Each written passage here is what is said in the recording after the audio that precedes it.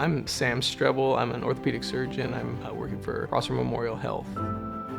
It's bone and joint injuries, whether it's an acute injury like a fracture that we can fix, or if it's a chronic injury like arthritis that we're treating.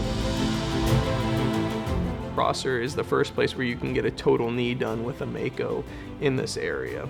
It's a robotic arm to assist in surgery and arthroplasty, which is joint replacements. Make a virtual model of the joint and where the new components are going to go to give us better balance as well as range of motion in the joint. So I guide it. I'm the one making the cuts. What that does is it helps us get the implants into the ideal position, so that leads to a little less pain afterwards for the patients. So the whole purpose behind it is to get the joints to last longer and patients recover faster.